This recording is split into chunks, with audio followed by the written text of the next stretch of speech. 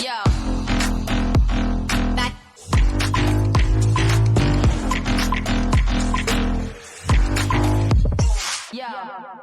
Hi friends, welcome back to my channel. So for today's video, I'm going to be doing a part 2 to testing your favorite Amazon products. So the other day on Amazon, I went and ordered 5 more products that y'all really wanted me to try, and they finally all came in the mail, so I'm so excited to start unboxing them.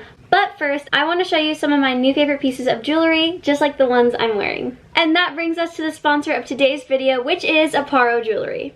It's an iconic brand specialized in fine jewelry and accessories. Aporro has the finest craftsmanship of traditional jewelry making with urban culture and arts, as well as sophisticated customized service. So right now I'm wearing their earrings and they're actually gorgeous. I love them so much, and butterfly earrings are actually my favorite. But it gets better. I want to show you the heart pendant. This is so pretty. So their locket is so much easier to wear now. All you have to do to wear it is go like that.